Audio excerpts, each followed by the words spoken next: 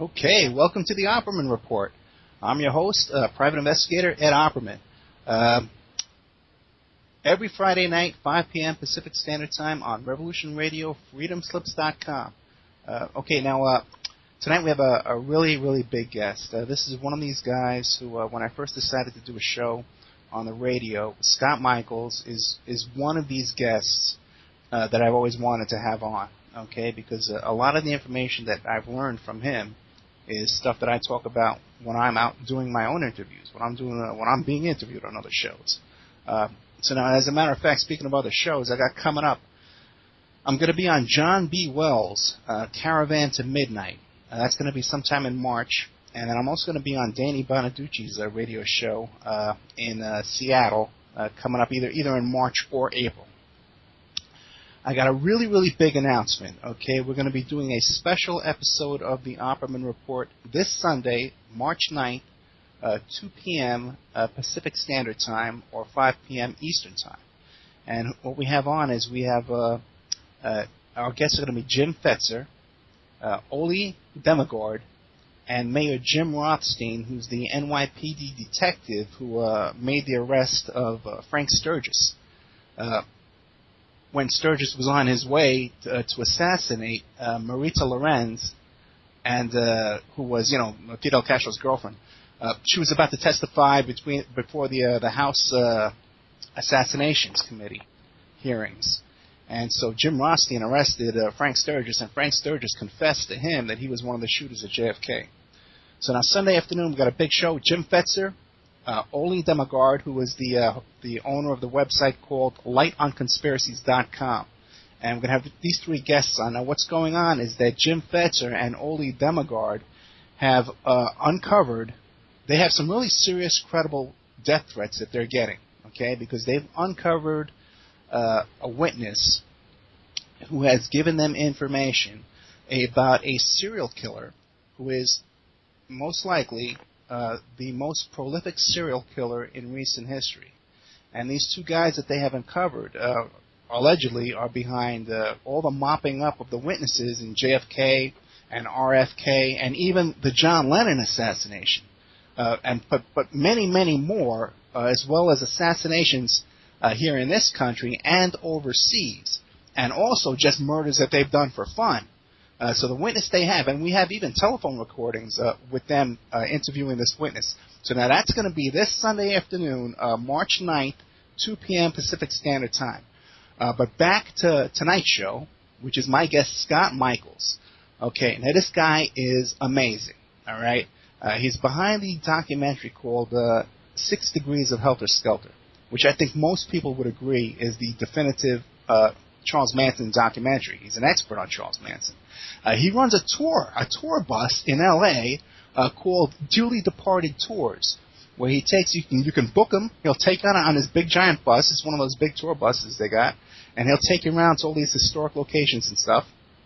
He's the owner of the website findadeath.com, and he also did another documentary called Dearly Departed, which is another fascinating documentary that has all kinds of stuff in there about Black Dahlia. You might remember last week we had Steve Hodel on, who was talking all about the Black Dahlia murders. So here we got tonight. Introduce yourself, please, Scott Michaels. Hello, Ed. Hi. Greetings from Hollywood.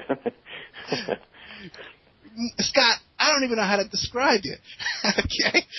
Usually when I have a guest come on, I say, okay, tell us a little bit about yourself, because I want to get out their credentials, okay? But I don't know, man. Have you ever killed anybody? Well, I've probably been responsible for a couple of career mishaps, but not actually anybody physically. No, definitely not. But I certainly make my living having to do with things of the dark nature like that. I mean, they say that what I provide is a vacation in someone else's misery. So how did you get, let's start from the beginning. How did you become fascinated with death and morbidity and murders and all that kind of stuff? I grew up in Detroit, and it was sort of an unusual way to grow up. Well, not unusual for the people in Detroit, but I was around things that most people weren't around, when I was young. I had classmates that were murdered, and I saw car accidents happen in front of my home because we lived in a really busy area. And so I was sort of exposed to things like that when I was really, really young, so they didn't quite freak me out.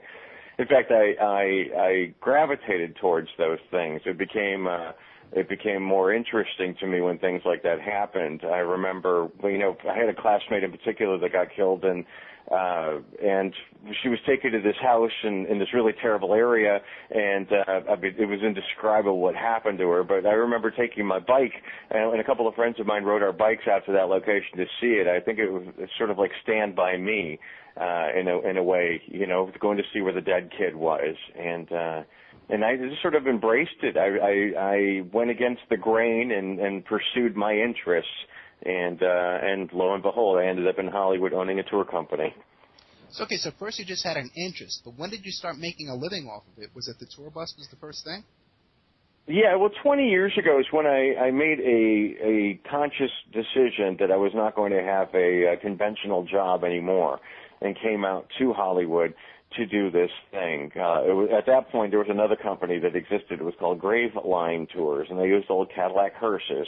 And Greg Smith, who owned the company, started the company, he was a hero of mine, and I wanted nothing more than to work for him. So at that point, I was living in Chicago, and I heard about Grave Line, so I came out and took the tour, and really, I've been obsessed with this death thing since I was a kid, especially the celebrity stuff. Hollywood Babylon, everyone read that. And reading biographies, I always flick to the very end to see how they ended. That's what interested me the most. So I became friends with Greg, and lo and behold, I came out and took over the company 20 years ago. It's a sort of a convoluted story, but Graveline ended up going out of business, and I started my own. Gotcha. Okay, so the first thing was the tour bus. How'd you get involved with the documentaries? Well, a guy by the name of Mike Dorsey, who co-produced those documentaries and co-writes them with me, he, when I first started Dearly Departed Tours back in 2004, he and his mom took my tour, and he came back to me and said, maybe you'd be interested in doing something, something on video. He was an aspiring director and producer, which is he's quite successful at, but at that point he was starting out like I was, and he came to me and said, do you want to do this? So in our spare time, we put together what ended up being the first documentary you mentioned, Dearly Departed Volume 1, and we got some, driving my tour bus through the city, I get to meet a lot of people, and I've met people that lived in places where notorious things happen. And I've had people say, why don't you come up and check out my house? And I sort of collected those invitations. And when Mike came to me to do this documentary, I called everyone up. I said, we'd really like to do this now. And if you don't mind, we'd like to bring a camera. So we did, and got to some pretty good footage of some locations we'll never have access to again. So although the budget on the documentary was probably, $100 total, and not including our time, but but we're really proud of it because we have access. So historically, the rest of the world can see these locations inside the locations where we were. And I think it still stands up. It was low budget, but I think it's good. And then, Mike, eventually from that, we decided to do the 6 Degrees of Helter Skelter, something that was more focused on one story. And the Manson, Tate LaBianca murders has always been an obsession of mine since I read Helter Skelter back, 25 years ago or something like that. And when I moved out here to L.A., I went through it again with a highlighter pen. And I started the workings of doing this tour, and then Mike said, well, let's do this documentary about it. So we did that. So I've been lucky. Mike's been a real big supporter of what I do, and I think he's terrific. And Lloyd, who is also a co-producer, between the three of us, I think we put out a pretty good project. Oh, no, yeah, I would definitely agree with you. You call it low budget. And in a way, it's low budget, but this is quality work. And when I first saw it, and I saw you standing there just rattling off all this facts and information that you could tell was stuff that you know in your heart and you live and you're interested in, I says, whoa, this is great stuff. What else has this guy done? And I started looking up all over the place, and I found you on Facebook. And I would encourage people even to follow you on Facebook because even your activity on there, your content on there every day is just interesting stuff. and I think you're a true artist, a true creative person. But let's start with Dearly Departed, okay? Because I think there's information on there, especially about Black Dahlia, that I didn't hear anywhere else. Just last week, I had Steve Hodel, who is the LAPD detective who thinks his father is the killer. Yeah, yeah. What do you think about his story? I think it's a great story. I read his book and I thought it was interesting, and I think now he claims that his father was the Zodiac killer now, doesn't he? I believe that's what I thought I read. Yeah, the lipstick killer, and he thinks there's connections to the lipstick killer and also to the Zodiac killings. Maybe not Zodiac, the Zodiac killer himself, but there was a murder when his father was down in the Philippines, and the body was left on a street called Zodiac. And he thinks that might have been like a taunting signal to the LAPD. Okay, there are some people that get lost in this stuff. Yeah. And I think that Hodel, his book Black Dahlia Avenger, was an interesting read, and I think that sometimes. Well, it's not for me to say, I guess. You did ask, so I suppose it is for me to say. But I'm just going to be nice about it and say, it's a great story. It's a great story. Well, then who do you see as could be the Black Dahlia killer? This is seriously. I mean, I don't know enough about her, and I really have never been that much charmed by her to be able to by the story. I mean, it's a great story, but it's exhausting because it's unsolved. That people will never know, and that's what's the saddest thing about it. I think is that her murder will never be solved. It's physically impossible to solve that crime anymore because the evidence file has been picked over by people just going through it and took her autopsy report. So if any new evidence comes about, they can never, ever do anything with it because the autopsy report is missing from the file. So she is hopelessly, will never be avenged, for lack of a better term. Yes, so true. One of the things he was talking about was how so much of the DA's file was hidden away here and swirled away there and just buried in different places. I think that's. I don't think that I know that I don't want to go against the grain here, but I'm not really big on conspiracies. I do believe that some of them exist, but I don't think in her case, I don't know. I guess you could just keep going with it, couldn't you? You could go in circles with it.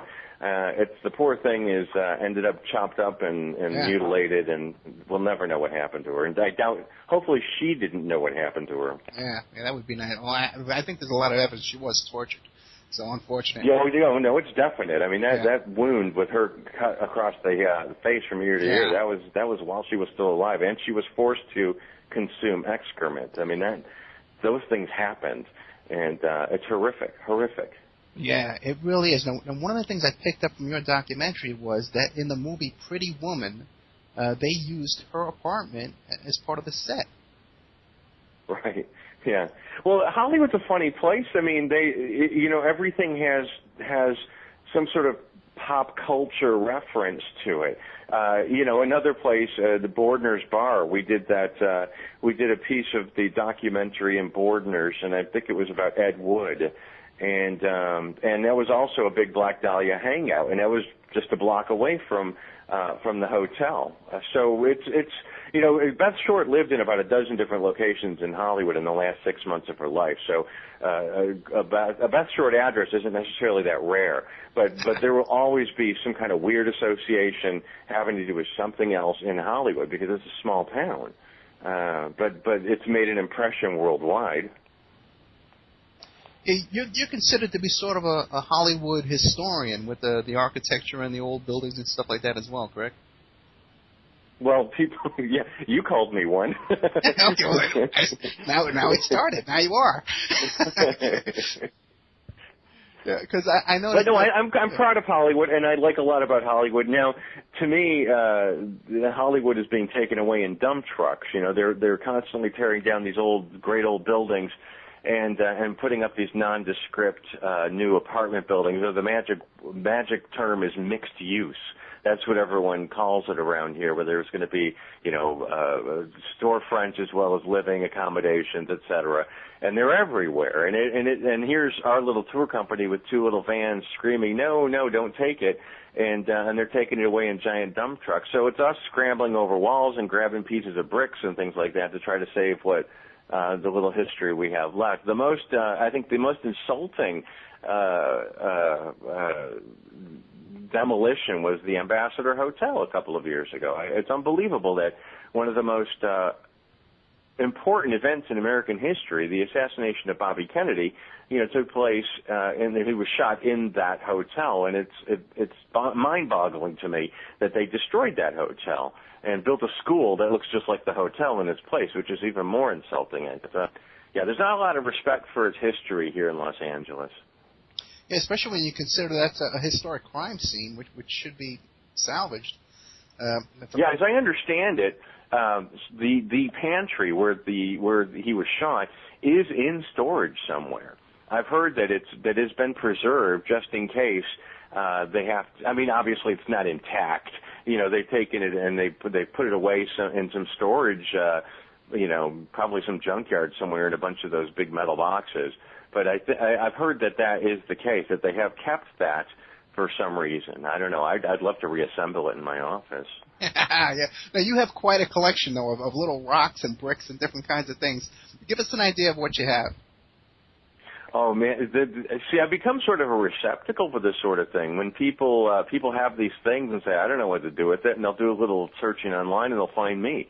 It started when I was, a kid growing up, and I would go, I would go to these accident sites or murder sites, and I'd take a rock or something like that, and that sort of escalated now, and I have all sorts of odd things in my collection. I think the most iconic piece I have is the big pink suitcase that Jayne Mansfield packed and was in the trunk of the car she was killed in 1967. So it was the suitcase she packed the night she was killed. Wow, how'd you get that? Well, that was a gift. That was a gift from a friend of her family's. And I've always been big into Jayne Mansfield. When her house was demolished on Sunset Boulevard, the famous Pink Palace, it had a heart-shaped swimming pool. And when I heard that it was being demolished, it was a rainy day, and there was a tunnel that ran underneath Sunset Boulevard that I was told about by a friend. So I scrambled in this tunnel in the rain under Sunset Boulevard and hopped this back fence, and was sitting in the middle of this heart-shaped hole in the ground. The pool had been demolished, and there were lots of chunks of the pool laying around. So I grabbed a few, and that was, you just do it at the time, but then you realize how important it is later on. Right. Sure, it's a silly heart-shaped swimming pool, but it was Jayne Mansfield's, and it was an iconic house. So that's what started my obsession with Jayne Mansfield. And then when I lived in England and I started writing findadeath.com, I got an email from somebody, and he said, well, I saw your Jayne Mansfield piece. A friend of mine was a big fan, and he has a couple of pieces of her upholstery from the car she was killed in, and he died. Do you want them? So I said, oh, sure, yeah, I'll take them. So he sent them to me. And then things sort of spiraled. I put it out online that I had these things, and then more things sort of appearing. And then about 6 weeks ago, I actually got to sit in the seat of her car that she was killed in '67. The car is still intact. It still looks just the way it did after the accident. Instead of, I don't know if there's pretty famous pictures of the car that's been bashed up with the roof ripped off of it, and quite a gruesome sight. There's a large amount of blood on the side of the car, and it's quite clear where that blood was because it's sort of now eaten into the paint, and it's still exactly the way it was that night. It's bizarre, but it's still there, including glass on the floor from the windshield. Where is it? So it's a private collector has it here in Southern California. So who got in touch with me and said, I have this thing, you want to come see it? I'm like, yeah. So and he said, well, then did you want to sit in it? And I'm like, I just about lost my mind. So I got to actually sit in the seat. There were still prints of in the glove box from her where her knees hit the glove box, and it was wild being in there. Really wild. What do you think of those stories you hear about that she was trying to escape a cult or a coven or something like that, and that's how she died? Yeah, it was Anton LaVey, who was the head of the Church of Satan. And Anton LaVey was all about publicity. And, Jayne was too. The joke I had was that Jayne would throw a press conference for a fart. She loved it. Oops, my boobs fell out. That kind of a thing. And Jayne, never shied away from that. Now, Anton LaVey, he was big in the early '60s with the Church of Satan. That was kind of a hip thing. Sammy Davis Jr. He was part of the scene. Rosemary's Baby, supposedly he was the technical consultant. And when Jayne Mansfield was killed in '67, Anton LaVey stepped up and said he cursed her. But Anton LaVey, as I said, was never going to shy away from a bit of publicity. So I don't think that Jayne was cursed. That's my take on it. And I think it's kind of funny that Anton LaVey ended up dying on October 30th. And they tried to get his death certificate changed so it would be the 31st because it would be more poetic, and they wouldn't let them. So he ended up dying on October 30th. It was just one of those funny things, irony.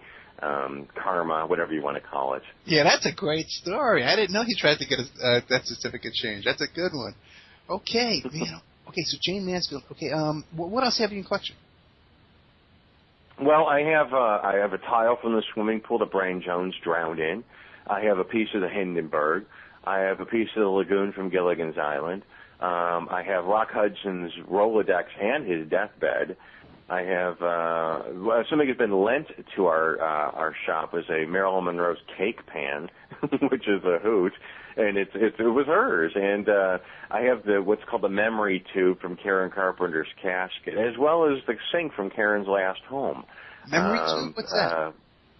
In a modern day casket, it would look like to anyone else like a sort of a bolt on the side of the casket. But if you unscrew the bolt and you pull it out, it's this little cylinder. It's about 3 or 4 inches long, and in this cylinder is a rolled up piece of paper, and it has the information of the deceased: name, address, Social Security, mother, father, name of the mortuary, final disposition, and almost every modern day casket has one of those.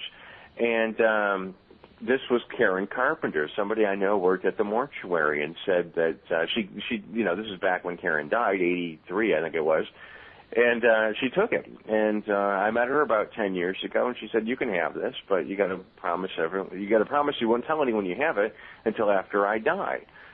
So I held up my end of the bargain, and my friend passed away, and now I can tell people I have this thing. So it's not used for legal ID, because in order to legally identify a body, you'd have to, lift it up and be able to physically identify the person that's in the box somehow. But this is more for the mortuary and the funeral home, so you don't have to go through all that. Gotcha. Okay, we got about 3 minutes before the break, or 2 minutes maybe. What else do you have in your collection? Well, let's see. I'm sure the Rock Hudson deathbed is kind of cool. I'm pretty pleased with that.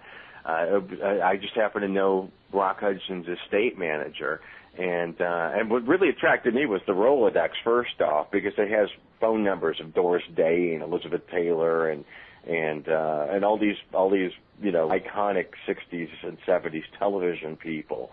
And then he said, "Well, I have this bed, and it's just a frame, but it's a king-size bed. It's massive." He says, "I don't know if you'd be interested in this." I said, "Well, that's exactly what I'd be interested in." So I got it, and I couldn't display it all because it was just too big. But I did get the bedpost, and I have a photograph of him with it. So that's one of my very happiest acquisitions, because I was a big fan. And that's the thing, I was really big fans of these people. So a lot of these, it's a genuine interest and a genuine affection I have for them. Although the place I focus on is not necessarily what they would have focused on, is because they were dead. But it's another way of I think celebrating these people.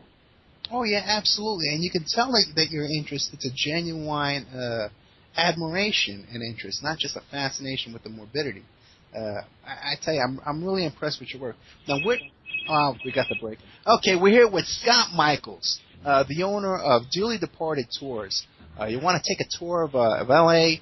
and go around, and Scott will show you around all the famous movie stars' death scenes and where they died, where their accidents happened, all that kind of stuff. He's the owner of findadeath.com. He's the co-writer and the narrator of 6 Degrees of Helter Skelter, and also Dearly Departed, 2 incredible documentaries that I could definitely recommend. The links to them are on the Opperman Report blog. You can find them on Amazon.com. We'll be back right after this message with Scott Michaels. Okay, well, we're back with the Opperman Report here. I'm your host, Ed Opperman.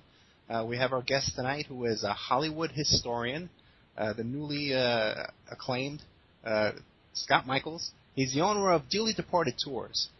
He's the owner of findadeath.com. He's the owner of Jayne Mansfield's pink suitcase. He's the owner of he worked on a co-writer and director and narrator of 6 Degrees of Helter Skelter, and also Dearly Departed, which are 2 excellent documentaries that I would definitely recommend to anybody. You can find a link to Amazon.com. Coming up, next week we have Diane Diamond from Court TV. She's going to be talking about the Michael Jackson child molestation trials, and also too about she wrote a book also too about the Salahis, the Washington D.C. party, D.C. gate crashers. I have a connection to both of those cases. We also have coming up Mark Rudd, one of the Weather Underground members, who met Fidel Castro. He met Che Guevara. We're going to have him on in a couple of weeks. And then we have Cindy Sheehan, the anti-war activist who went down there to Crawford, Texas, and really put a hurting on George Bush there for a few years, and it really was a thorn in his side. We want to support her. So, Scott, you there? Yes, I am. Okay. All right. Now, we were talking about your collection, and you were saying how your favorite thing was Rock Hudson's bed, his deathbed that he died in. Now, but you don't have enough. Do you have this in your offices for the Dearly Departed tour? Do you have space to put all this stuff on exhibit? Yeah, I mean, I don't have the whole bed on display because it's just it came in pieces. So I have just the bedpost that you can see I have a photograph of him with it. And most of these items are not massive. They're I have bricks and pieces of things that used to be there. So I have about maybe 8 or 9 large glass cases with a couple of shelves in each, and they have these items in them. It's sort of a weird little museum, I suppose. Yeah, but it's all cool stuff. Now, let's say I want to take you to I think it's all cool stuff. I agree with you, man. Anything else in there that you really want to talk about? Anything good? I mean, some of the stuff, what I really like about what we do is that sometimes we get conversations going about people that aren't really talked about so much anymore. And maybe, possibly, on our tour, you'll hear a name of an actor or an actress that you may not have known before. Maybe you'll rent one of their movies. One of the really interesting stories, we're actually having a new documentary that's going to be out in the next couple of months called Dearly Departed Volume 2. And it's going to be a compilation of a lot of the stuff that we've done already that has not been released on a physical disc, like the Wonderland murders and the story of Jane's suitcase and the door I have from Divine's hotel room or George Burns' house. And one of them is a woman named Yvette Vickers. And Yvette Vickers was an actress. She was a Playboy model in the 50s. She was in a couple of B movies. Not a big name in Hollywood, like many others. There are thousands of them that have made little tiny marks for themselves in the movies or on television. And Yvette was one of those people. She was a Playboy model for a month in, I think it was 54, and she was in a movie called Attack of the 50-Foot Woman, but she wasn't the focal point on the film. She was she was in a couple of horror movies towards the end. But what really stuck into people's minds, it probably doesn't ring a bell, but maybe you heard a couple of years ago about that actress that was rotting away in her house for a year before anyone found her. That was Yvette Vickers, and it wasn't a year, but that's what the most dramatic reports were announcing at that point in time. It had been a couple of months, and her bills were on automatic payment, and so no one bothered to look at her because she she was one of those kind of nutty people that didn't want anyone bothering her, so people didn't bother her. And she died in her house in front of a space heater, and she slowly mummified over a period of a couple of months, and she was found by a neighbor. So a friend of mine and I got access to the house, and through another, it was one friend told me about it, and another friend went with me, and Jayne actually, she took some amazing video footage with it, and we got to go through Yvette's house, and actually being through those rooms where Yvette spent her life and her death was pretty interesting, and it was as if they moved out all the furniture, but all the pots and pans were still there, food was still in the cabinets, and the medicine chest was still filled with, Band-Aids and nail polish and things like that. And so actually going through this, where this woman spent her life and her death, it was pretty interesting, and it's I think to me it's of historical significance. It's not, they don't write books about people like Yvette Vickers, but she's certainly worthy of a chapter in a book because of the nutty way she died, I think. So I have a couple of her items, including the nail polish, because interestingly enough, when she was autopsied, there was not much of her left. There was, she was mummified. But the one thing that the coroner made note of in the autopsy report was that her fingernails looked great. They had been manicured, and her nails looked good. So I have her nail polish in the shop. But see, and that is just one tiny corner of one of our many little glass cases. So every single thing has a story to it, and that's the fun of it. I think we're sort of geographic storytellers. Yeah, and you're a great storyteller. You're right. Now, let's say first tell us what we're going to see in the next documentary besides this one you were just describing. What else is going to be the next Dearly Departed Part 2? Well, we are going to the Wonderland murders. I don't know if you're familiar with those. Oh yeah, when I first got a hold of you on Facebook years ago, you sent me the clip and I had already seen it. But go ahead, tell us.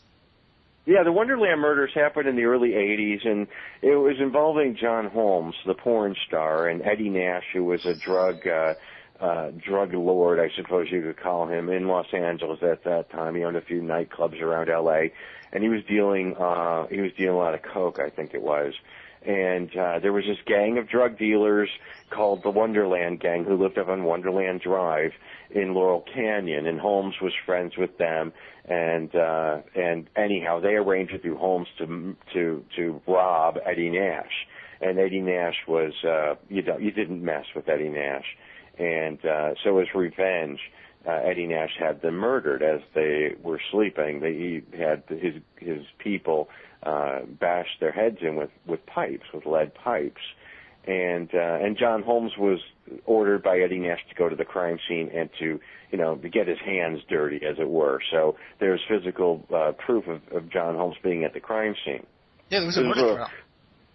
Yes, there was, and he was acquitted, but he ended up dying of AIDS anyway, not that far long after that. He was a mess. Holmes was just a mess. But yeah, so when I heard that, I've heard through a friend that the house was going to be rented, and it was open. I contacted my friend Mike Dorsey, and we went. He brought his camera, and I brought myself and my notes.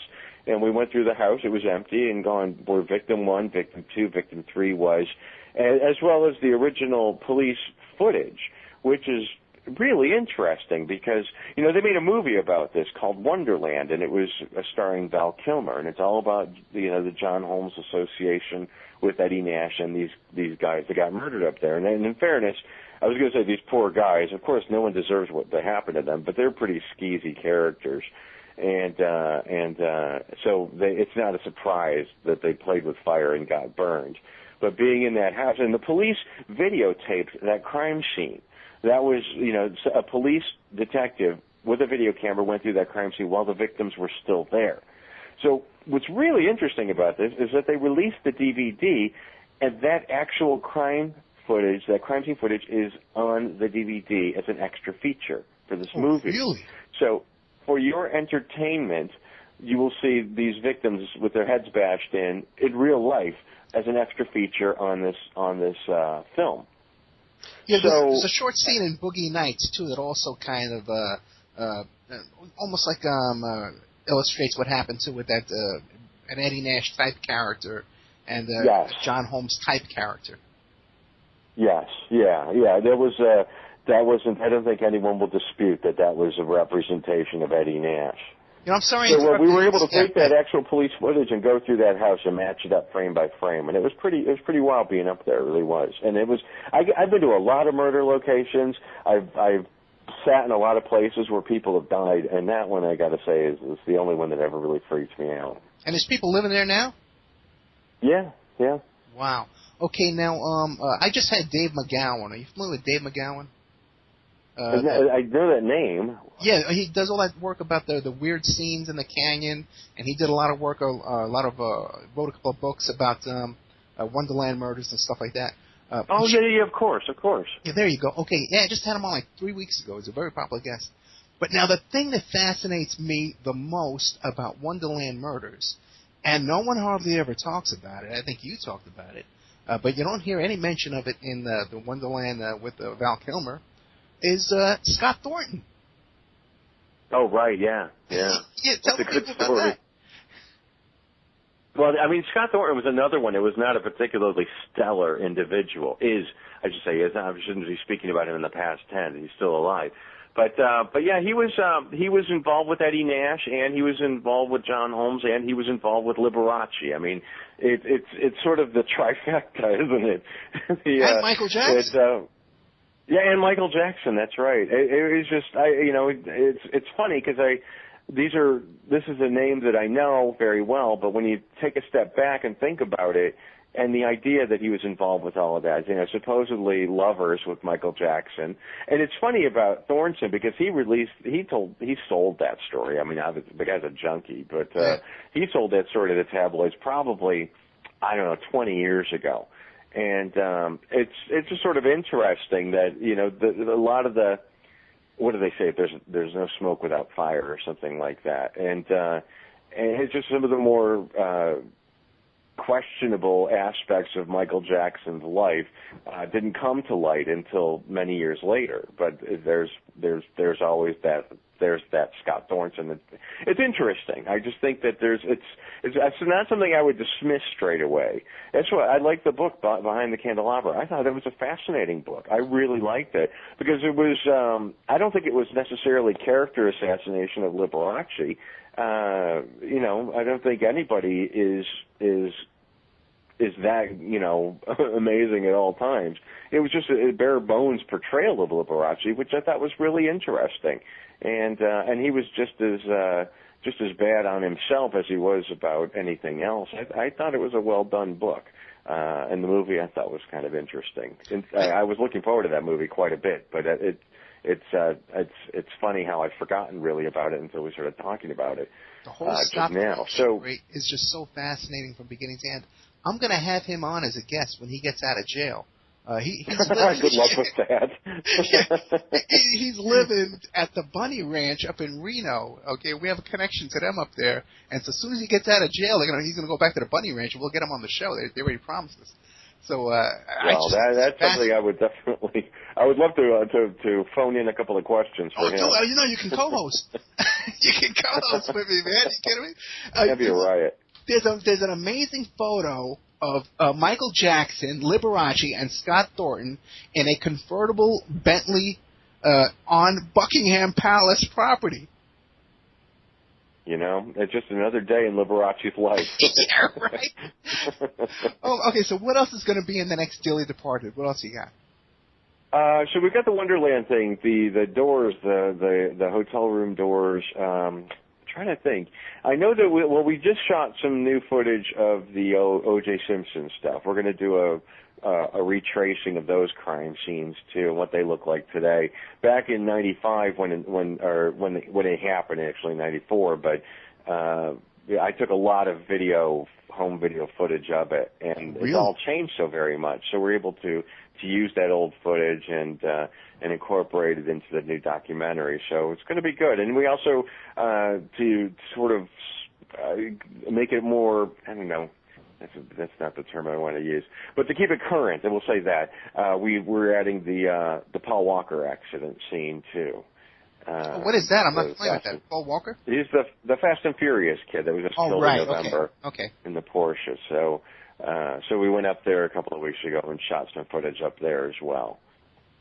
So it's gonna be quite good. I'm very I'm proud of the James Dean thing. I love James Dean. I've been a huge fan since forever, and actually being able to retrace his steps in Los Angeles because there's not much left of James Dean in Los Angeles. He's been dead since 1955, but there's so much of him that's gone, his old houses and things like that. So it's interesting to be able to track down these places where Jimmy hung out, and and be able to match up pictures to him in these places. They go up to where he died. It's I've been up there a few times, but this is so people who don't go to those places can see these places, and that was one of the reasons I started doing what I do, because I felt it was I'm showing people in L.A.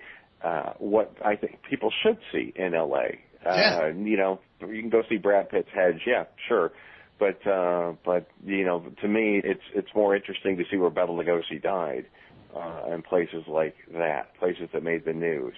And it's our history, and that's what our documentaries do. We take people to where these things happen that maybe wouldn't be able to travel, like we've been fortunate enough to be able to do. Okay, so far in the next Dearly Departed documentary that's coming out in just a few months, we're going to have the Wonderland murders, the O.J. murders, James Dean, you said? Yeah. And what else? Well, the Yvette Vickers film will be in there, and it's also involved with the Jayne Mansfield suitcase, and these a couple of doors. I don't know if you remember. You know who Divine was? Yeah, I do know. And you got a lot of you got a lot of guts. I was going to say something else, but you got a lot of guts, my friend, for that line in that documentary. I'm going to have some of those people involved in that case going to be on my show as well. A private investigator, a very well-known PI that's involved in that case, is going to be coming on as a guest as well. But tell us, my friend, about the whole Divine case and how she went flying off her roof. Oh, are you referring to now? I see where you're going with this. It's a tiny little sidetrack. You're referring to Diane Linkletter. Oh, you're right. No. I'm referring to the Eddie Murphy case. Oh, Divine. Oh, okay, Divine Brown. No. Okay. This is all right. So we're okay. Let me. Divine, who I was talking about originally, was a 350-pound man that played women in movies. Okay, I'm familiar with him too. Okay, go ahead. That's but it's interesting because he talked about somebody jumping out of a window under mysterious circumstances. Well, Divine portrayed Diane Linkletter in a movie called The Diane Linkletter Story, and Diane Linkletter jumped out of a window in 1969 off Sunset Boulevard, Art Linkletter's kid, and under mysterious circumstances because her boyfriend at the time, who was in the house, was also the boyfriend of Carol Wayne, who was the beautiful blonde that used to be on The Tonight Show that drowned in like 3 feet of water in Mexico. Right. So that's a really weird association that you had just made, because it does make sense. But you're referring to, oh God, what was his name now? Kenneth Antone Sully Shalimar, who was the hooker that Eddie Murphy picked up. And not Divine Brown, who Hugh Grant picked up, but Eddie Murphy picked up Shalimar, and Shalimar was a transvestite prostitute, and Eddie Murphy was arrested with her. The police watched him pick her up on Sunset in an area that's well known for transvestite prostitutes.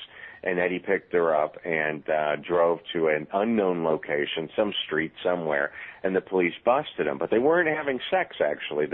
They were just talking, and they arrested Shalimar, and because he had an outstanding warrant for prostitution or whatever. He spent about 3 weeks in jail. But they let Eddie Murphy go with a warning, and he said he always likes to.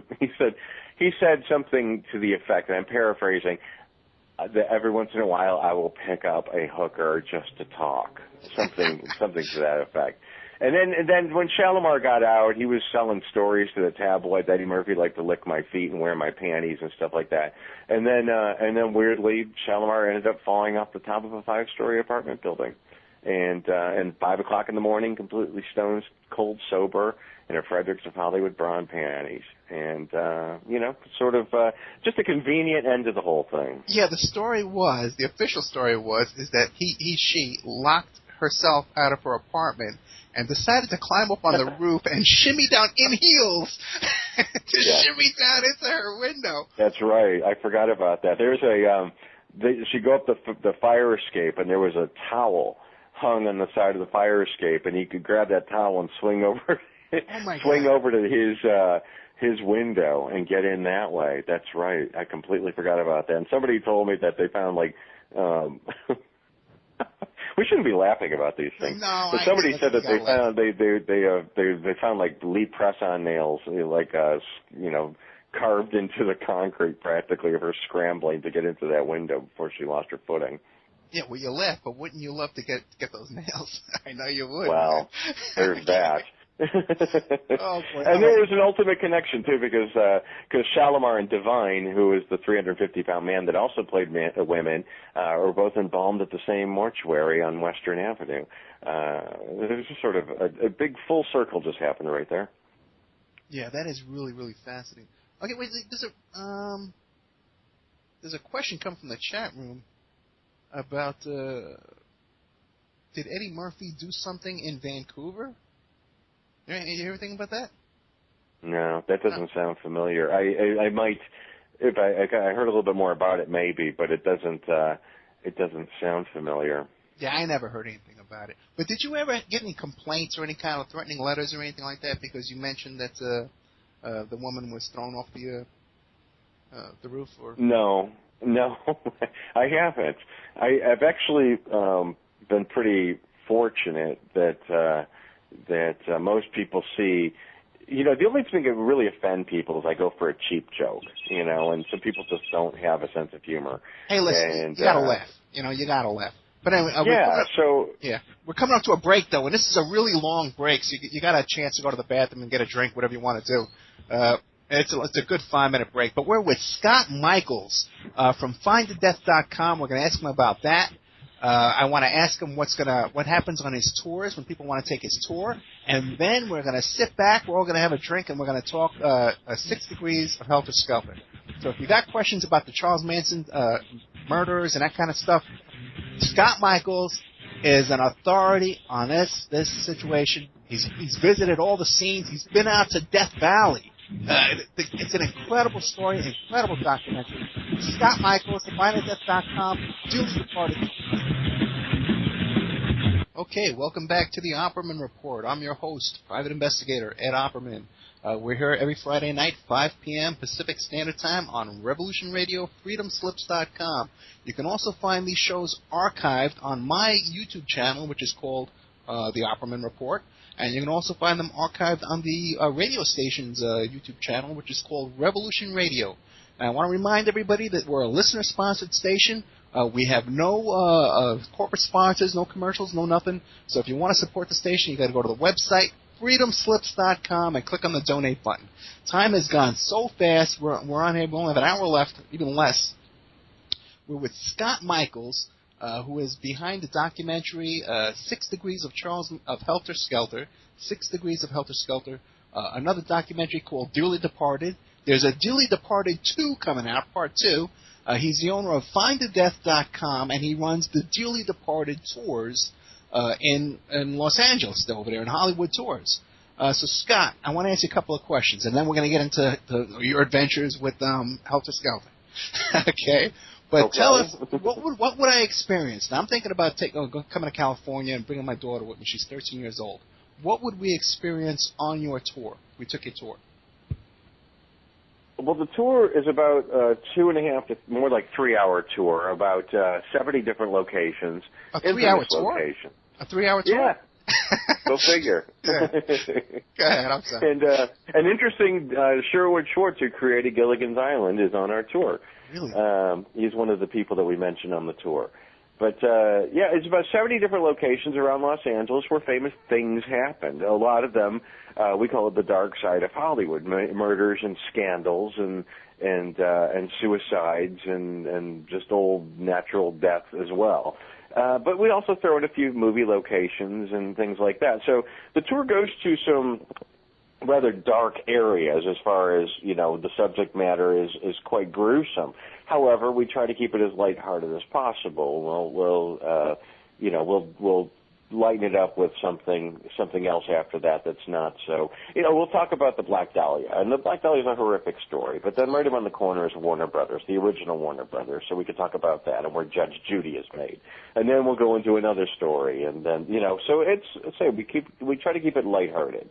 But as far as the kids go, there's a couple of choice words, there's a couple of choice photographs that we use on the tour, and but it's no worse than anything you see on television anymore, Yeah, even the Cartoon Network nowadays has plenty of choice material on it, so there's nothing to do about that. Okay, now what about? Yeah, I would give my tour a PG rating, and it would be I think PG safe, but it's no worse than anything on television. Now, what about findadeath.com? Tell us about that. Well, Find a Death, I started, I was living out in the country for a while. I was living in England, and it was making me crazy I missed L.A. I missed being able to see things in L.A., like the murder locations, and I just that's one of my favorite things to do is investigate these things and to go out to find out where these things happened, where these people, John Belushi died or something like that. So when I lived in England, it was as the internet will say was starting to kick off, and I decided to start my own little website. And there's another website called Find a Grave, where it's all the celebrity, it's everyone's tombstones now, gravestones. And my friend Jim Tipton owns that website. And I got to talking to Jim, and I thought, well, I'd like to start something else, but I'd like to call it Find a Death. And I cleared it with him, and he thought it was a good idea, too. So instead of taking the people to the virtual cemeteries, which is what Find a Grave does, I take people to virtual crime scenes or death scenes. So someone from, I don't know, Hungary or Germany who can't make it to Los Angeles can visit, where John Belushi died via my website. Just like people in Los Angeles who might not be able to get to Paris can go see the pillar that Diana hit on my website. So it's virtual, sightseeing, I suppose. You could see virtual sightseeing of the dark side of Hollywood or the dark side of fame and fortune. How many but hits? Also, just some really interesting people. Sometimes it's like my particular obsession right this minute is a guy by the name of Robert Opel, and I've been obsessed with him for a long time. He's the guy that streaked at the Academy Awards. Remember that with David Niven? Yeah, years ago. Yeah. Yeah, it was in the 70s. But this is really interesting because it ties into the murder of Harvey Milk in San Francisco. And I assume you know who Harvey Milk was, the gay politician who was shot in City Hall by a former police officer. And the police officer ended up getting only 2 years in prison for, what they call the Twinkie defense. He was so hopped up on junk food he wasn't thinking about it. And again, Harvey Milk, being an openly gay politician, was a convenient death for a lot of people. So Robert Opel owned this art gallery in San Francisco. He was a nudist, and he was also displayed some things, a lot of let's say openly sort of erotic photographs and things like that in his art gallery.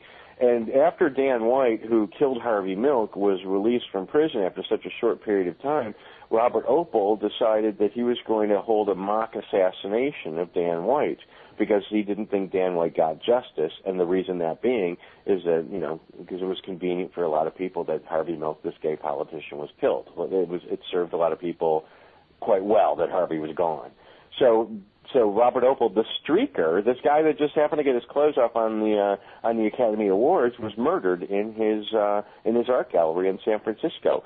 And some people think that the police had something to do with it for his thumbing his nose at the police department because of the assassination of Harvey Milk. It's a really complicated story, but everyone knows that guy that ran across the stage at the Academy Awards. But it's such a fascinating story behind it. And, wait, how was he killed?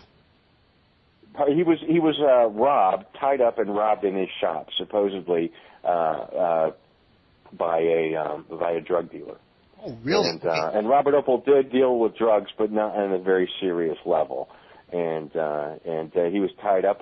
Two other people were tied up too, but they managed to escape being murdered. But he was shot point blank in the head. And what's interesting is the guy that killed him, the guy that killed Robert Opel, went to jail and walked out of jail like a couple of weeks later. Literally walked out of jail in street clothes. You know, it was it's like, okay, really, it was pretty stupid. So eventually he did get arrested again, and he is spending the rest of his life in prison. But there's a lot going on there, and it was probably had to do with the anti-gay sentiment of the police department, and because I know that Harvey Milk's Robert Opel's murder file, it was all big laugh, ha ha ha, homicide is how they labeled the evidence boxes. So it was at a time when gay people in San Francisco and Harvey Milk, it was a culmination of a lot of things. So wait, when did that murder one take guy place? That just took pardon me? What year was that murder? I think it was 75. No, okay, later back then than that. there was still a lot of that. Because now today San Francisco, I'm sure half the cops are gays nowadays, right? Yeah, right. It's not, but it was at the beginning of all of that. Right. And because I know when Harvey Milk died, when he was killed, they had this big sort of demonstration, and it turned into a lot of pissed off gay people, overturning cars and throwing things through windows and stuff like that. And that's when the cops started cracking down on gay bars again, and raiding them and dragging people into the street and beating them for, it was a really interesting time, a sad time, but as any, civil rights issue has to go through that, I suppose. Well, I think the original Milk documentary was a lot better than the Sean Penn movie. I'm sure you saw the original documentary years ago. Yeah. It's interesting. I mean, the movies bring people into the story, and hopefully they'll like it enough to look a little bit further. Like you were talking about Boogie Nights and Wonderland, and I think they entice people, and hopefully they would want to explore a little bit more about the real human being, not just how they're portrayed in a film by someone else. Okay. You ready to get into Manson? Oh, sure. Okay. I went up on the reason I started that was because we were talking about finding death, and I said, well, there's always something that prompts something else. Here's the guy that did that. Isn't that interesting? Whatever happened to him? And that's the other thing. It's not necessarily people that are famous people, but it's it's not necessarily about people like John Wayne, but it's also people like Aunt Bee, from Andy Griffith, who turned into the crazy cat lady who lived in a house with, her bathtubs were used as litter boxes, and she had a Studebaker with 4 flat tires, and or the Siamese twins, Violet and Daisy Hilton, who were, really popular on the freak show circuit back in its heyday. And after freak shows were sort of made obsolete, they ended up working at a supermarket in North Carolina. And they both sat on chairs. One worked the register, one weighed the produce. A lot of people didn't even know they were Siamese twins, let alone really, really famous sideshow performers. And so these people, are sort of the unsung heroes of mine. And those are the people that I profile. Not necessarily the biggies. Of course, the biggies are in there like Bogart and Bela Lugosi. But there's all these people that whatever happened to them? Well, there's an interesting story. Well, did you ever look into the story of, this might really interest you, the guy who was Fan Man that used to go to all the sporting events with the sign John 3:16, and he wore the rainbow wig? Yeah. You remember him? I remember that. Do you know he took hostages? No, you're kidding. No, man. Don't tell me God told him to do it, right? Right. You know what? I don't remember what happened with that. I don't remember his motive. But he locked himself in a hotel room and took hostages with these people. I wonder if he's alive. I think he's dead today, man. So that might be a guy for you to look up and do a story about. That is exactly it. It's something that goes, wow, that's interesting. And that's something that I definitely like stuff like that. Yeah, well, we were saying, me and Ann were saying during the break that you must get invited to like so many parties and dinners and stuff like that. People just want to talk to you and hear all your stuff. Well, I mean, that's no, not really, but I do have a big mouth, and luckily I have a place where people can come and talk to me, and people do like to come to my shop, and I love talking to them. So I'm having a good time. And then these nuggets come out. I mean, this John 3:16 guy is fascinating to me. I'll definitely pursue that. I learn so much stuff from the people that take my tour and the people that I speak to every day. It's really. It sounds like cliche, but it's really blessing. It's a blessing. I love learning new stuff and talking to people that knew these people. Now, you've done some TV stuff, too, like on the E! Channel and stuff like that. What have you done? Do you still have a show? No, we did a special for E! Last October. It was called Hollywood Death Trip. And myself and an actress named Danielle Harris, who is in the Rob Zombie Halloween movies, and she was in Hatchet and a few.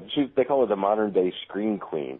And Danielle and I drove around Hollywood, and I took her basically on a tour. Not on my tour, but we took my tour bus, but I was showing her things that aren't normally on our tour.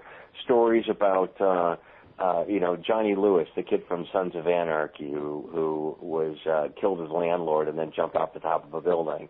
And we did one on Dorothy Stratton, who was the Playboy model that was murdered by her husband. And we did a couple of more, but the one, it's really funny. We did these things, and I spent so much time on them, and now it's not even dawning on me who they were. But the really interesting one was Ashley Ellerin.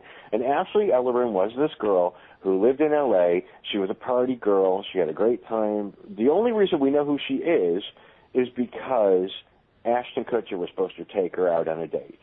And he showed up to her house, and she didn't answer the door.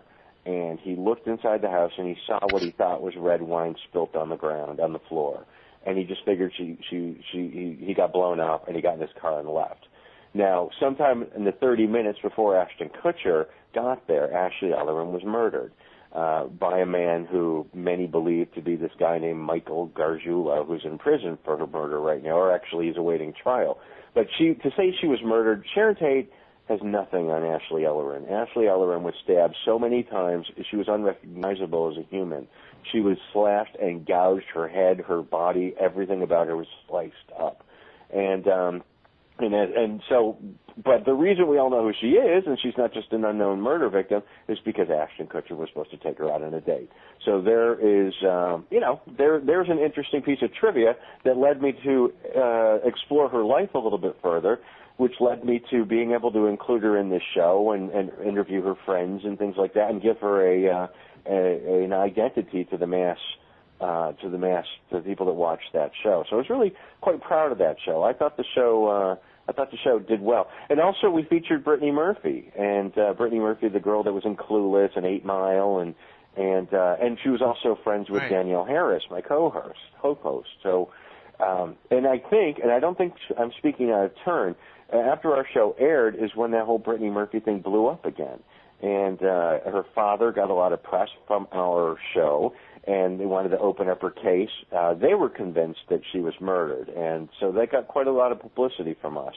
And rightfully so. I thought it was an interesting case and worthy of looking at again. Ashton Kutcher. Now, this was before he was married to Demi Moore. Yeah, this was a long time ago. Well, 2000. I want to say 2004, maybe it was that it happened. Because that was my case. The first cell phone, the first girl that he cheated with, Brittany Jones, was my client, and I'm the one that recovered the texts and the emails and the pictures out of that cell phone. Wow. Yeah, small world, right? Interesting. Yeah. Okay. Well, we kind of not joked, but we made a point to there's sort of an Ashton Kutcher death curse going on, because it was we've got the Ashley Ellerin thing. He dated Brittany Murphy for a while, and there was a woman that was on that show, the 70s show, that she overdosed not long ago. It was a stretch to be honest, but it was just interesting how Ashton's been involved in a couple of really not so nice instances. I better watch my step then, okay? All right. What else did you do on the show then? Tell us some more about that.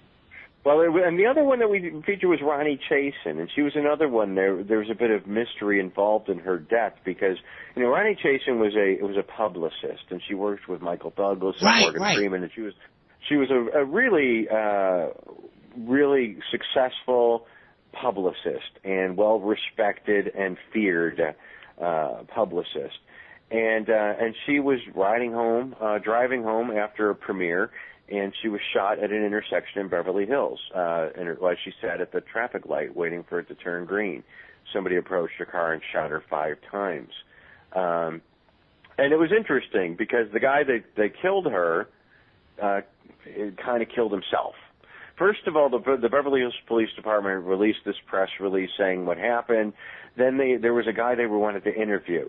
They approached this man in this really sleazy hotel not far from where I live, actually. They approached him in the lobby, and they said, "We want to talk to you," because apparently this guy was bragging to people that lived in this hotel that he had killed Ronni Chasen. And so the police approached him, and before they could even get a question out of him, he pulled a gun out and blew his brains out in the lobby of this hotel. So the Beverly Hills Police Department originally said that the bullets didn't match, and then they said, "Oh wait, no, they do match." And it was all not very well handled. Then the police department, Beverly Hills Police Department, refused to close the case. Now, in the state of California, legally, autopsy reports are available. If you call and put in a request for any autopsy report, you can get it. You have to go through a lot of red tape. You have to pay per page fee, etc. But they are available. The Beverly Hills Police Department refused to close the case officially, so the the LA County coroner could not release those documents. So the LA County coroner reporters they're saying the case is not closed. We can't release the documents. And the Beverly Hills Police Department saying the case is closed. So there was a problem there. So I spoke to a couple of the people involved in the Beverly Hills investigation, and they said, well, the police don't. Well, actually, we tried to interview one of the police officers, and we were given a note. I still have that note that we were forbidden to speak to anybody at the Beverly Hills Police Department about this case. And there's nothing that it will make us release these documents because they can serve no interest to the public. So it was all very weird, and it didn't set right. The guy conveniently died, before they even questioned him. So and the Beverly Hills wouldn't close the case, but it was closed. And so eventually, through our documentary, and a guy by the name of Ronni Chasen, who's also making a documentary about her, Beverly Hills finally relented and released her documents and officially closed the case. So, the show that we did, Hollywood Death Trip, I thought it was well done. I was really proud of it. If I wasn't in it, I would have watched it because I thought it was really good. And we got some stuff done, I think. Yeah, I wanted to watch it, and I missed it, and I was very upset. And I looked for it to see if we were going to repeat it, and I haven't been able to catch it. Is it available on YouTube or something? I don't know, to be honest with you. I looked for I don't think stuff so. on YouTube. It's not there now. Okay. Yeah, I don't know why it isn't, but I'm not going to be the one to put it up there. Okay, I'll put it up. Give it to me. I'll put it on my channel. Okay, but tell me now, 6 Degrees of Helter Skelter is, I think everyone agrees, is the best work on Charles Manson and all that kind of stuff. How did you get into that, all that research, all the people you met? What can you tell us? We got about 3 minutes before the break. So give us a little preamble to it, and then we'll talk about it the last half hour. Well, I was interested in the case since I was really young, and I think it was almost like a rite of passage in grade school. That was big. 1974 when that book came out, it was making the rounds. It was like Jaws, it was like kind of the cool book to read that summer. Pardon? How old are you now? I'm 52 almost. Hey, you're exactly my age. I'm 52 as well. Go ahead. Okay. So you remembered this happening, and it was sort of like, it was kind of a hip thing to carry around with you. It was the book Helter Skelter or Jaws or whatever.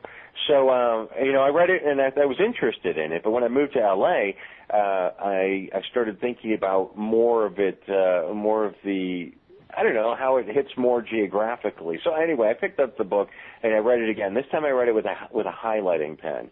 And I went over it, and I sort of put these pins in a map and started figuring out where everything took place, and it was interesting to revisit these cases. And it was just something that I did on my own because it interested me. And then when I started when I was working at the sightseeing company, the Graveline Tour, eventually I wanted to do something that concentrated a little bit more on that. So eventually, when I started my company, that's when I put that plan into motion. And it was Mike Dorsey that actually we were trying to come up for a subject for another documentary, and we agreed on the Manson thing. And we didn't want to get into the how could this have happened, you know, the homecoming queen and, you know, broken homes, and we didn't, you know, that stuff's been done, and we all know what happened. And I don't think there's any much more to learn about these people, but it's interesting to me to go where these things actually happen. Again, it goes down to what I do, and it's geographic, and being able to actually see these places, to actually see where those killers hosed off in the driveway afterwards, and to be able to go to the little cliff where they threw the clothes off the cliff, and where they threw the gun out of the car window, where it landed. It was you know, it put a whole different spin on things for me. And then doing the documentary, we were able to incorporate a whole lot more into it with the minutia. But we were able to go to the caves and by the Spahn Ranch and drive all the way to Death Valley. We'll get back to that. Scott Michaels, who was the co-producer and co-writer of 60 Days of Helter Skelter. He runs viewing departed tours. He also did another documentary.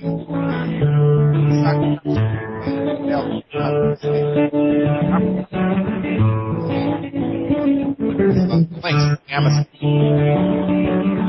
He's doing RideTheDeath.com. Incredible, fascinating guest. Of RideTheDeath.com. Okay, welcome back to the Opperman Report. I'm your host, Private Investigator Ed Opperman. We have an excellent show tonight. As a matter of fact, I'm getting overwhelmed with people trying to call in. I don't think we're going to take calls, guys. You know, Scott just has so much to say, and I got my own questions I want to ask him. But I want to remind everybody that this Sunday afternoon, 2 p.m. Pacific Time, 5 p.m. Eastern Time, we're having a special broadcast of the Opperman Report, March 9th, 2 p.m. Sunday. We're going to have Jim Fetzer, the JFK assassination expert, Ole Dammegard from Sweden, who's, again, the owner of lightonconspiracies.com, and also Mayor Jim Rothstein, the NYPD retired detective who investigated Son of Sam, and he investigated the Process Church, and he also arrested a Watergate burglar, Frank Sturgis, and Sturgis confessed to him as being one of the shooters. These guys, Fetzer and Ole Dammegard, have information about an unprecedented serial killer with over 1,000 victims who was used in political assassinations and all fun thrill kills and even the John Lennon killing. So that's going to be 2 o'clock this Sunday. Scott Michaels. Because I was going to call you Michael first, and I caught myself. But let me ask you this now: in your investigation of Manson, did you come up with anything information about the Process Church? No, you know what? That was one that sort of I stick with the main players. You know, that's something that, yeah, I've read about that, but I don't know enough about it to make any kind of educated statement about it. It's something that sort of happened on the periphery. The 7 sort of infamous Tate LaBianca victims are the people that I sort of concentrate on, as well as the murderers that were directly involved with that case. So yeah, that other stuff I find really interesting, and I've read about it, but I don't know enough about it to be able to comment. Okay, no problem. So go through your story. Tell us about Helter Skelter, how you started investigating it, the different locations you've been to, the different people you talked to and spoke with. Yeah, it was something we started, I started just because out of an interest of it, and it was from the victim's perspective. I mean, there's so many books that have been written about Charles Manson and And there's been a book written by Tex Watson. There's been a book written about Leslie Van Houten. There's been a book written about Patricia Carmichael, all these killers. But, you know, you've never seen a book about Abigail Folger out there or Lino LaBianca. Well, there is a book about him. But I'm just saying the victims are sort of the people that I wanted to concentrate on because they don't really get the recognition. You know, they ended up, you know, Abigail Folger's reading a book in bed in her nightgown, and within 30 minutes becomes one of the most infamous victims in American history. So with that in mind, that's how I started researching it. I you know, what Abigail did on the last day of her life, you know, where she saw her psychiatrist and where she bought a bike that day, and you know, the people's last movements really interest me. So, you know, went to Jay Sebring's old salon and his old home up in Benedict Canyon, and being able to find all these places, actually be in these places, gave me better perspective on the victims. So being able to go to these locations and show people and tell these stories was really important for me to do, and I think that we did a pretty good job of it. Oh yeah, I think that documentary is just incredible. Now, what was it like taking that trek out to Death Valley to the scene of the arrests for the family? The Barker Ranch, so the Manson family during the time of the murders were living at the Spahn Ranch, which was in Chatsworth, about maybe 20 miles from Los Angeles, west. Barker Ranch is where they took off to after the murders when they started getting paranoid. And the Barker Ranch is in Death Valley, about 185 miles from here. But it takes over 5 hours to get to it because so much of it is off-road. You go to this little a little town called Trona, and that's the last time you get any phone signal. It's about another 40 miles from there. And then you get to a little not a ghost town completely. There's only one little store. It's called Ballarat. And those guys leave at 5 o'clock on Friday and don't come back till Monday. And that's 20 miles away from the Barker Ranch. So after that, you're on your own, and it's off-road, and you're going through some pretty rough terrain, and you get to this little tiny house in the middle of the desert. And that's where they were living at the time they were arrested. Somebody in the family knew somebody that had a house up that way, and long story short, they ended up at this particular house. Now, it's on federal property, or it's in Death Valley National Park, and while the Manson family were living there, they were stealing dune buggies, and they were a nuisance. People were complaining about them. Hikers were complaining about them, and people that had neighboring ranches were complaining about the hippies that were a nuisance. And they also torched a bulldozer back then. They were still, and they still are. The Manson family are still environmentalists. And so they torched a bulldozer, and since they have enough federal property, that's where they got arrested. The feds got involved, and they raided the ranch, and they had all of the killers, almost all of the killers. And that's when Susan Atkins was one of those people that got arrested. She blabbed to her cellmate, guess what we did? And it blew the whole case wide open. Through no diligence of any law enforcement agency, it just so happened that they happened to arrest one of the killers who had a big mouth, and that's how the case was solved. Now, this ranch, as I said, it's 185 miles from L.A., 20 miles from any people, and it's in the middle of nowhere. And the first time I went was with a friend, and we did it on a whim, and it was one of the stupidest things I'd ever done. You know, I was in a Jeep. I didn't have a roof on it. We're in the desert. We only had like one 12-ounce bottle of water with us, and we got to that house. And I realized then if I turned the engine off on my car and it didn't start up again, we'd be really screwed. So that was a bit nerve-wracking. But we went into the house, and there were beds made, and there were books on the bookshelf, and there's this old beat-up refrigerator in there. And but there's no electricity. But you open up the refrigerator, and there was like potato chips and dry food, you know, that's there to keep the animals away. So, we thought, oh, this is weird, and we looked around, and then we left about an hour later, probably less than that. What I didn't really process at that time was that those things were there, that somebody was staying there. Those beds were made. There were books there. Because when I went back the second time, nobody was staying there. When I went back with the guys making the documentary, I swore I'd never go back because it really freaked me out. There's going to be people probably up in the hills watching us. when we went in there the first time. But I'm just going about my merry business, and then only in retrospect did I realize that somebody was actually there, and they were probably watching us from the hills. So when I went back, I didn't want to go back, but Dorsey again and Lloyd Adams, who is our other co-producer, they said, well, let's do this. We'll all three go. And one with a stun gun. I figured, okay, there's a few of us. There's four of us all together. I'd go back and with these other guys. So we did, and luckily we did because we got some great footage of it.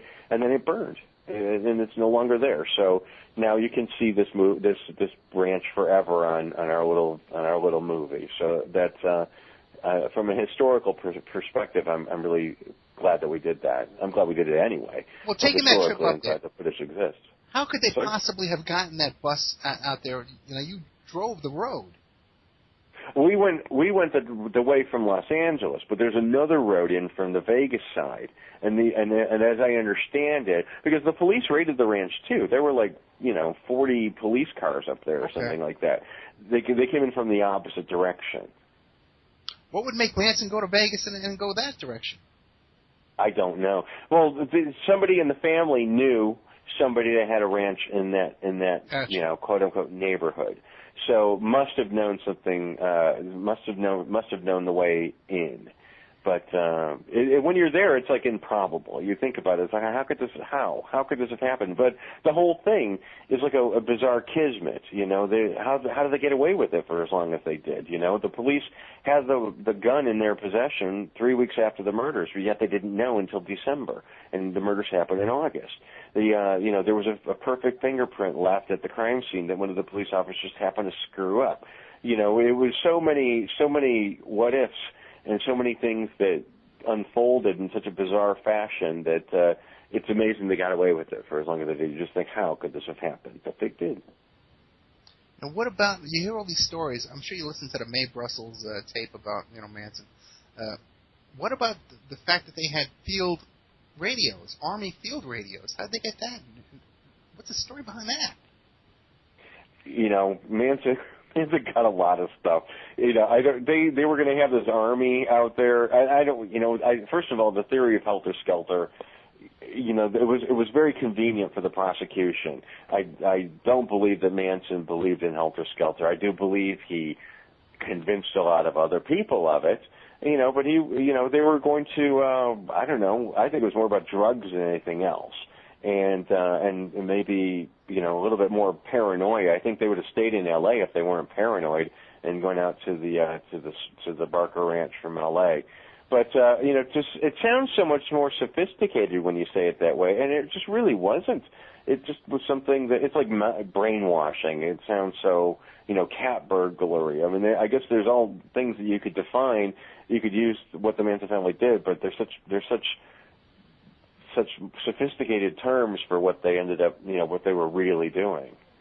It was all very bare bones. It is, again, amazing how they got away with it. Have you had a chance to speak to Manson or any of the people around him? No. The only ones I want to talk to would be the girls. And the girls will never talk to me about what I want to talk about. So, and Manson is someone, no, I have no interest in speaking to. And it's not a moral thing. There's nothing about him that I could possibly learn. And there's nothing about anything that comes out of his mouth that I could trust. Yeah. There's, he's a criminal. He's convicted. He's a liar. He's a thief. He's a con man. He'd be the first one to tell you that. So, there's nothing I could learn. But for some reason, he's still an attraction for a lot of people. It amazes me how, the Manson family is still alive and well and growing.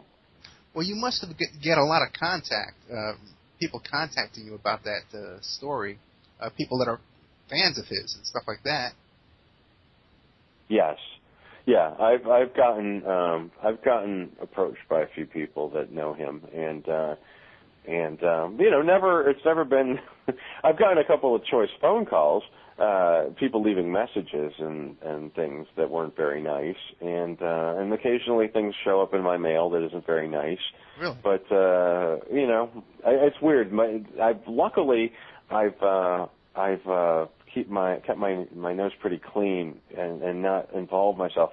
It's also, it's interesting about the Manson followers, but there are people that follow the case from the victim's perspective. There's 3, I think, online groups of people that are obsessed with the case, obsessed with the truth behind the case, but they all hate each other. Right. So it's like, you can know a lot about it, but you better not know more than me, or I'm coming for you. You're full of it. And it's quite awful. So, if from the opposite perspective, you've got the Manson family who, like it or not, they seem to be, at least they own what they do, and these other people who claim to be, going up for victims' rights, and they are just foul to each other and to members of the Tate family, which I find quite shocking. So, there's really, I've managed to keep my nose clean. I've been fortunate. I've never been really a focal point of any of that business. A lot of the people think I'm full of crap, and that's fine. You're entitled to that, most certainly. But it's opening up my life to that case it's been very interesting, and it's been exposed me to a lot of people I wouldn't have normally met. Some I'm glad, some I'm not, but I can't say it hasn't been interesting. Now, one of the things I remember from your documentary was that a lot of these homes where the murders took place and stuff like that were later purchased by people who are, again, fascinated with these with the deaths and with the murders. And one of them wasn't a guy from a musician, and he took the door as well. Yeah. Well, he didn't buy it. He was only a renter, and because the guy who owned the house at the time of the murders, his name was Rudolph Altobelli, and he owned the house, and he rented the house furnished. So, and after the murders, he lived in the house for, I don't know, about 20 years, I think, and then he was renting it out. And the last person to rent the house before its demolition was Trent Reznor of Nine Inch Nails. And they recorded an album of theirs. It was called Downward Spiral in the living room where J.C., Sebring, and Sharon were murdered. And they also recorded Marilyn Manson's first album in that very living room as well. Right. So, and Trent was the last person to live in the house before its demolition, and he indeed took the front door with him that on the night of the murders had the word pig written on it in Sharon Tate's blood. Now, that had been cleaned off, almost immediately after the investigation was over with. But it's still an amazing, iconic piece of evidence that he owns. What do you think their motivation is for wanting to be in that home and record in that home? I think that it's hard to say. There's a lot of that kind of Marilyn Manson, look at me kind of stuff. Right. And aren't I being dangerous now? Look at me, I'm being very dangerous now. Isn't it what I'm doing dangerous? And that's sort of the vibe I get. Maybe I'm wrong, and I'll probably hear about it. But that's sort of, it's more about, aren't I being weird? It's good publicity. It was great publicity.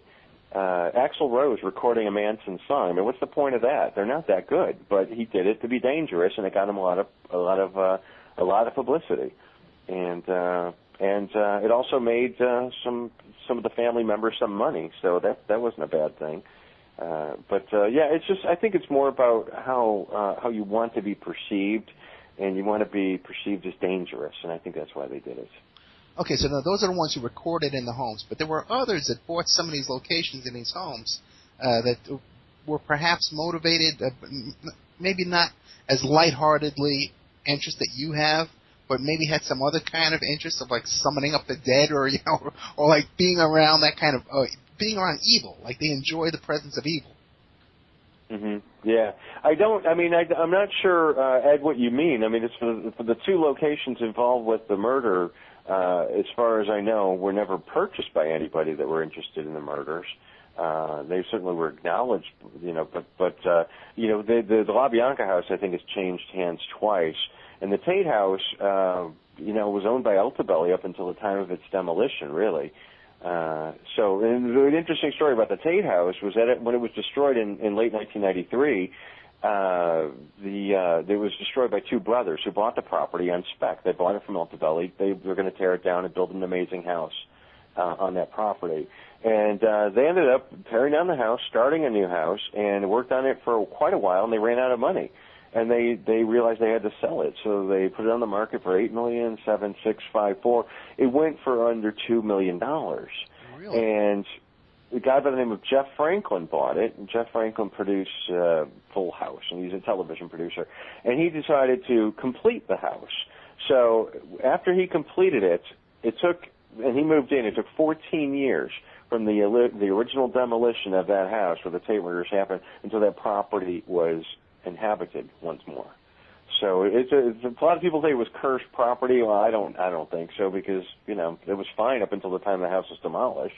But it was certainly a comedy of errors afterwards and financial disaster for some people. Yeah, they took a huge hit. Yeah, and also there was a woman that rented the guest house up there for a long time, and she would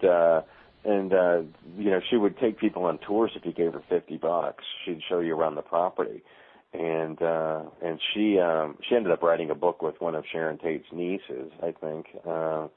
It's that Altobelli himself told me that he's never had any weird experiences up there. The only weird experience he had was with people wanting to see the crime scene. And that is another thing. It was like a rite of passage for people that brought up in Los Angeles. In high school, we went up to the Tate House. I hear it quite a bit, and it's kind of neat in a sense, because what I'm doing is the same sort of thing. And the documentary, The 6 Degrees of Helter Skelter, lets everyone be able to do that.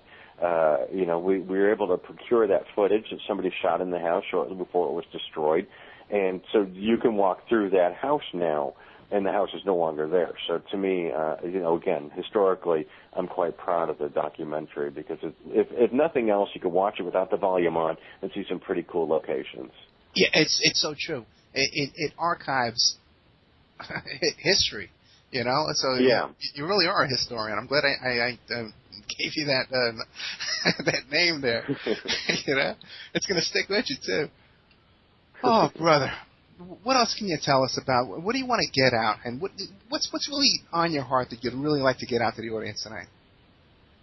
Oh, I'm a lucky guy. I love what I do, and I'm just fortunate enough to be able to share this really cool information with people, and for some reason people have embraced me in that sense that they don't mind hearing me tell these stories, and I think they and that's an honor. It's a real honor to be able to be a trusted source for this sort of information. So I'm pleased about that, and I wish I had more time to spend on doing this sort of stuff. Now that I started a tour company, it's there's a lot more going on. There's a lot of other things that are occupying my time, which isn't letting me spend as much time doing the fun stuff, But I guess that's just called having a job.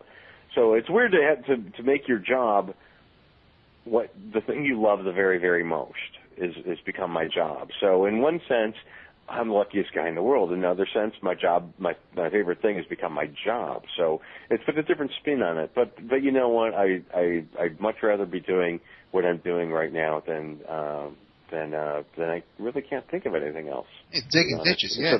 Or the PI business. You don't want to do that either. So tell us about the future of the tour company. I know you have the ghost tours coming up. How can people get a hold of you? Give your phone number, everything, man. Give it out.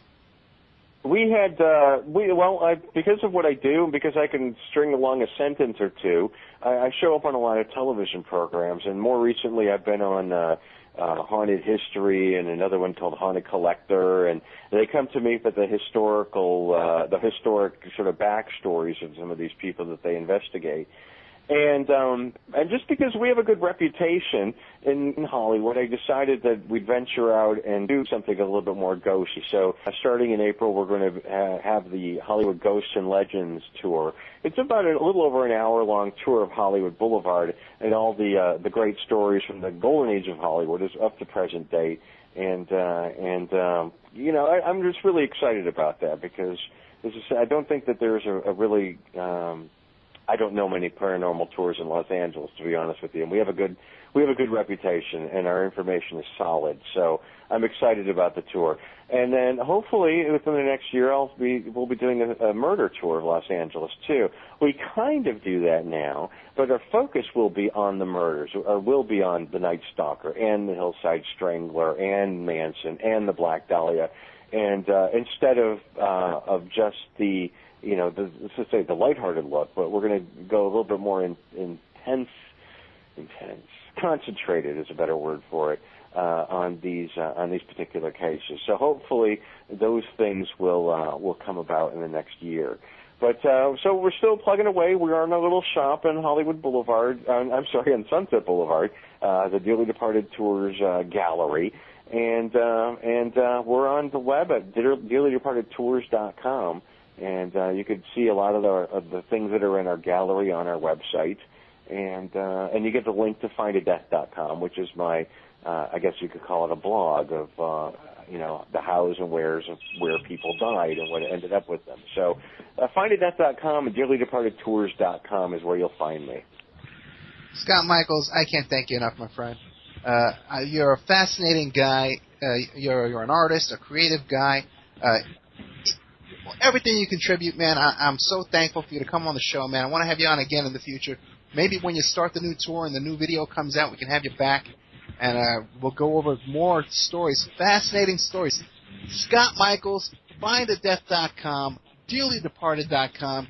His videos there, 6 Degrees of Helter Skelter and Dearly Departed Tours are available on Amazon.com. There's a link on my blog, the Opperman Report blog. Scott Michaels, thank you very much. Thanks, Ed. I'll be looking forward to hearing you on Sunday. Okay, hold on a second.